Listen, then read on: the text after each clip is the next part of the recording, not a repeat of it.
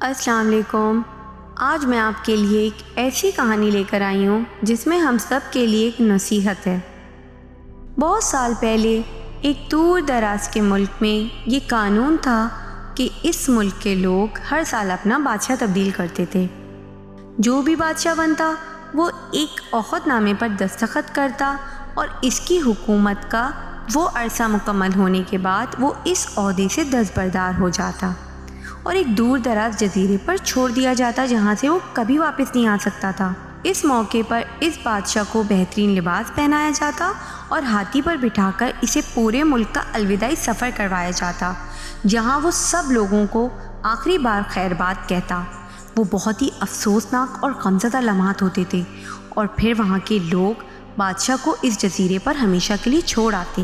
ایک مرتبہ لوگ اپنے پرانے بادشاہ کو جزیرے پر چھوڑ کر واپس آ رہے تھے کہ انہوں نے ایک ایسا سمندری جہاز دیکھا جو کچھ دیر پہلے ہی تباہ ہوا تھا اور ایک نوجوان شخص نے خود کو بچانے کے لیے لکڑی کے ایک تختے کا سہارا لے رکھا تھا۔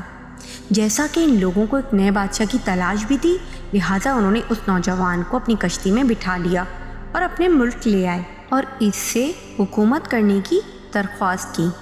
پہلے تو وہ نوجوان نہ مانا، لیکن وہ پھر ان کی دی ہوئی محدود مدت کے لیے بادشاہ بننے پر رضامند ہو گیا۔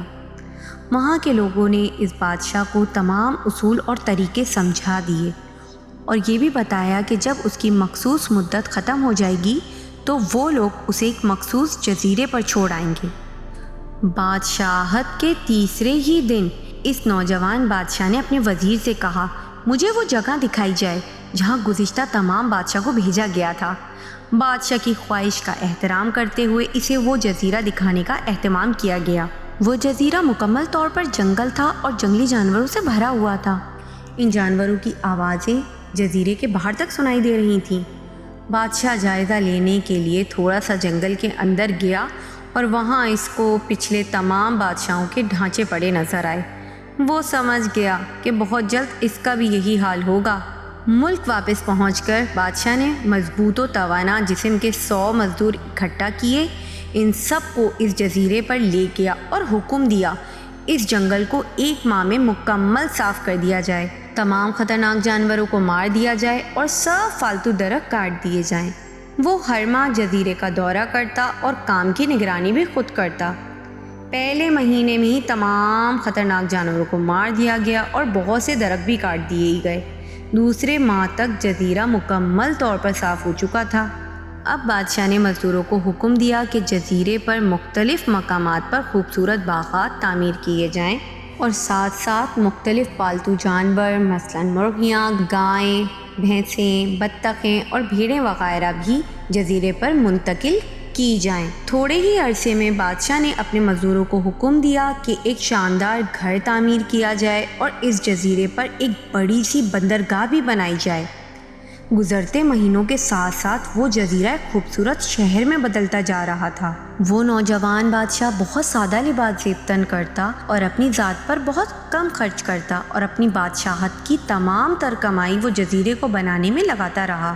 جیسے ہی اس کی بادشاہت کی مدت ختم ہوئی تو وہاں کے لوگوں نے اپنے بادشاہ کو شاندار لباس پہنایا اور ہاتھی پر بٹھایا تاکہ وہ تمام رعایا کو خیر باد کہہ سکے۔ خلاف توقع یہ بادشاہ اپنی الوداعی تقریب پر بہت ہی خوش تھا۔ لوگوں نے اس سے پوچھا، اس موقع پر تمام گزشتہ بادشاہ تو رو رہے تھے لیکن آپ ہنس رہے ہیں، آپ کے اس قدر خوش ہونے کی وجہ کیا ہے؟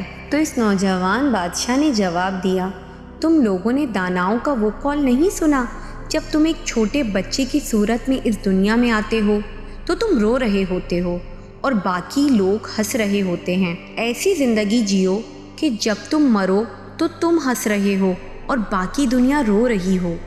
میں نے ایسی ہی زندگی گزاری۔ جس وقت تمام بادشاہ محل کی رنگینیوں میں کھوئے ہوئے تھے تو میں اس وقت اپنے مستقبل کے بارے میں سوچ رہا تھا اور اس کے لیے لائے عمل تیار کر رہا تھا۔ میں نے اس جزیرے کو ایک ایسی خوبصورت قیام گاہ میں تبدیل کر دیا ہے جہاں میں اب اپنی باقی کی زندگی بہت آرام و سکون سے گزار سکوں گا۔ تو دوستوں، آپ سمجھ تو گئے ہوں گے اس کہانی کو سنانے کا مقصد۔ آپ کس کی طرح زندگی گزار رہے ہیں؟ اس عقل مند بادشاہ کی طرح یا ان کم عقل بادشاہوں کی طرح جس نے اپنے آنے والی زندگی کے بارے میں نہیں سوچا۔ اس دنیا میں ہر انسان کو زندگی بھی ایک مخصوص مدت کے لیے دی گئی ہے، اور ہمیں اپنے موت کے بعد کی سفر کی تیاری یہیں پہ کرنی ہے، تاکہ جب ہم یہاں سے جائیں تو ان کم عقل بادشاہوں کی طرح روتے ہوئے نہ جائیں کہ انہوں نے تو اپنے بعد والی زندگی کا کچھ سامان ہی نہیں کیا۔ اس عقل مند بادشاہ کی طرح سے خوشی سے جائیں کہ آنے والی زندگی کی ہم نے تیاری کی ہوئی ہے، یعنی وہاں پر ہمارے لیے بہت ساری چیزیں خدا نے ایسی رکھی ہوئی ہیں کہ دنیا میں ہم نے جو کیا ہے اس کا پھل ہمیں وہاں پر ملے گا۔ امید کرتی ہوں کہ یہ کہانی ہم سب کی زندگیوں میں ایک تبدیلی لے کر آئے گی، کہ ہم یہاں سے جب اپنی خدا کی بارگاہ میں جائیں تو ایک سکون اور اطمینان کے ساتھ جائیں۔ خدا ہمیں توفیق دے کہ ہم اس زندگی کو ایسا بنائیں جیسا وہ چاہتا ہے۔ خدا حافظ دوستوں، اپنا خیال رکھیے گا، اور اگر یہ ویڈیو پسند آئی ہو تو کمنٹس میں ضرور بتائیے گا کہ یہ ویڈیو آپ کہاں سے دیکھ رہے ہیں۔